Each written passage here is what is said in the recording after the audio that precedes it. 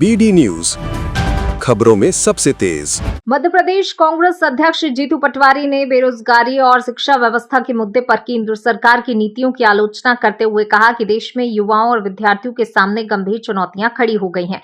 जीतू पटवारी ने कहा कि बेरोजगारी लगातार बढ़ रही है और इसका असर लगभग हर परिवार पर दिखाई दे रहा है। उन्होंने आरोप लगाया कि वर्तमान शिक्षा नीति और रोजगार से जुड़े मुद्दों के कारण युवाओं में भविष्य को लेकर चिंता बढ़ी है।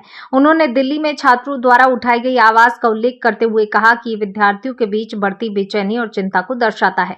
पटवारी के अनुसार छात्र अपने भविष्य, शिक्षा व्यवस्था और रोजगार के अवसरों को लेकर सवाल उठा रहे हैं, जिनका समाधान आवश्यक है। कांग्रेस प्रदेश अध्यक्ष ने कहा कि लोकतंत्र में युवाओं और छात्रों की भावनाओं को समझना तथा उनकी समस्याओं पर गंभीरता से विचार करना सभी की जिम्मेदारी है। उन्होंने नेता प्रतिपक्ष द्वारा उठाए गए मुद्दों का समर्थन करते हुए कहा कि समाज और राजनीतिक दलों को विद्यार्थियों और युवाओं की चिंताओं के प्रति संवेदनशील रहना चाहिए। उन्होंने कहा कि कांग्रेस युवाओं, छात्रों और रोजगार से जुड़े मुद्दों को लगातार उठाती रहेगी और शिक्षा और रोजगार के क्षेत्र में सुधार की मांग करती रहेगी। पूरे देश में सबसे बड़ा बेरोजगार देश भारत बन गया। एजुकेशन में जिस तरीके की भारत सरकार की नीति रही, उससे हर परिवार आज पीड़ित है। जिस तरीके से दिल्ली में तांडव मचा, छात्रों ने अपनी आवाज उठाई। छात्र किसी राजनीतिक दल के नहीं होते हैं, इस देश के युवा, इस देश के परिवार के। उनको यहाँ के मंत्री देशद्रोही कहते हैं।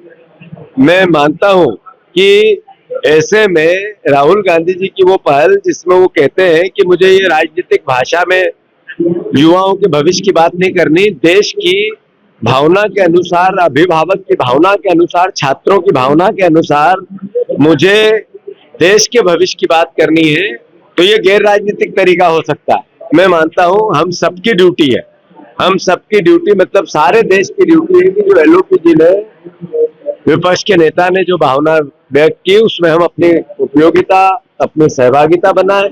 मैं मीडिया के चौथे स्तंभ से भी ये आग्रह करता हूं, ये लड़ाई आपके बच्चों की, ये आपके साथ जो यातनाएं दी जा रही है आपके परिवार में, जब आप महसूस करते हैं, मैं मानता हूं कि ऐसे में हम सबकी ड्यूटी इस आवाज में आवाज मिलाने की है कि हम सब मिलकर बच्चों के भविष्य के लिए सुरक्षा, एजुकेशन की, हैप्पीनेस इंडेक्स के साथ सम्मान और स्वाभिमान रोजगार का कैसे हम बच्चों को दे पाए, इसकी बहस देश में छिड़े और उस बहस में आप सब योगदान दो।